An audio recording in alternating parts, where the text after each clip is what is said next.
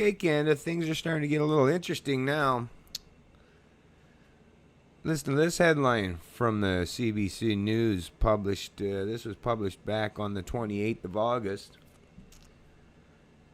DEMI, D-E-M-I in quotation marks, Canadian bill becoming local currency in Quebec's Gaspé region. Practice not illegal according to Bank of Canada, but not patriotic. Anyways, I'm going to read this a little bit. Residents in Quebec's Gaspé region are cutting Canadian bills in half to create a new local currency they call the DEMI. No one really knows who started this practice, but $5, $10, and $20 bills sliced down the middle have been showing up since the spring. Residents and some local merchants have been using them, accepting their value as half of the original bill. It's money that can only be circulated among these local users, said Patrick Dubois, a DEMI user from Carleton-sur-Mer, Quebec. No one else will accept it anywhere right now. Michelle Secures, who owns a business in Caplan, Quebec, said the DEMI has created a parallel local economy. She said it shows a commitment to local businesses. You have to be kind of in the know to use it, so it's creating a tight network, she said. It's not going to be accepted in a dépanneur in Montreal, so it's a way for us to consolidate our money here. The Bank of Canada said the practice isn't illegal, but also isn't advisable. The Bank of Canada feels that writing on marking on banknotes or manipulating them is inappropriate, as they are a symbol of our country and a source of national pride. Bank of Canada spokesman Josiane Maynard said in a written statement, Canadians can keep their banknotes in good condition so they circulate longer. Anyways, if you want to delve into this further, just Google search, this DEMI and its use in Quebec. But what I found most interesting about it is it brings up a very important aspect of what people like myself have been trying to explain to people, is money of any shape, form, or size is really just a representation of your productive capacity or value placed on your labor, your product, your service, or your mind. I mean, throughout history, we've seen, whether it was the tally sticks, tulips, wooden coins, gold, silver. I mean, there's been, agricultural products, right, through barter and trade. I mean, you can basically, as long as people are willing to accept and place an actual distinguishable value on their preferred currency, you can use anything. You could take, little round steel washers for that matter, and depending on the size of them, create a currency based on those. Matter of fact, actually, you could take a Monopoly, the board game Monopoly, take the currency out of the Monopoly board game, and as long as you can get enough people to agree to what the standard of value is placed on each of those bills and are willing to freely trade and accept them as a means or a means for that transaction or a means for the storage of value, you can use anything for currency. See, that's the part that central planners, central banks, and governments don't want you to know.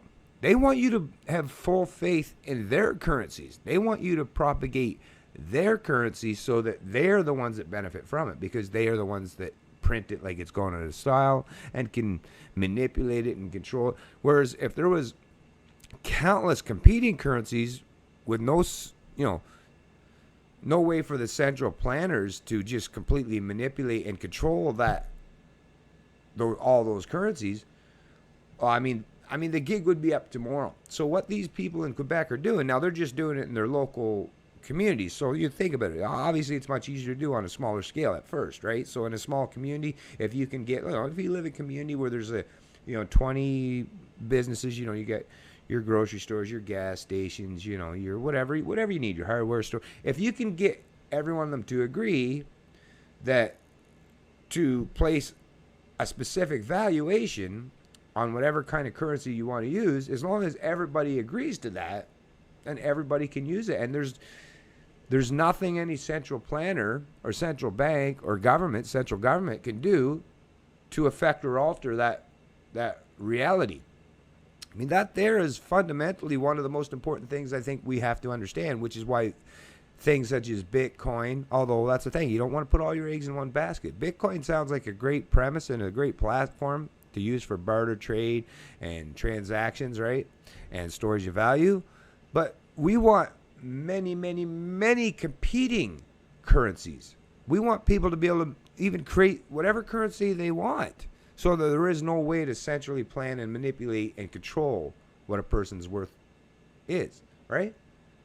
We should have the ability to use the market, use everybody's, what they're willing to pay, right? The invisible hand, per se. That's what should be determining what a person's value is worth, not central planners or central banks or central governments. So I'm very proud to see that, there's some communities in Quebec, and you'll recognize that you'll see things like this popping up now, especially with the amount of, just think of how bad our money is manipulated. Think about it. Now that our dollar, just within the last few years, the Canadian dollar has dropped, 35% of its value? So what that means is central planners forced you to lose 35% of your purchasing power of your currency. And the only way they can do that is because they have, in Canada, you're only allowed to use one currency, right? You go to the store. You can use other central planners' currencies, but it's still going to be affected by the valuation based on the continual race to the bottom. So it's still they're all still centrally planned, still centrally manipulated, right? And affected by the central planners. Whereas currencies such as this, it can't be done that way. It can't be centrally planned and manipulated because the people themselves are the ones that get to determine the value. Not a central bank, not a central government. I'm going to tie this video up here. I might do another one more in depth to cover this topic, but I just wanted to put that out there so that you people realize that we have all the power in the world. The governments, the central planners, the central banks, their power only relies on your faith in them controlling and manipulating your currencies. If you take that power away from them, put that power back in the hands of the people or many peoples, so that people have the ability to compete and determine the true valuation of what, your labor, your productive capacity is worth, or your storage of value, how it should be maintained. Yeah, the central banks and central planners, boy, they'd be sweating. I'm sure some of them are sweating right now. Good stuff. It's Canadian Libertarian, and I love liberty.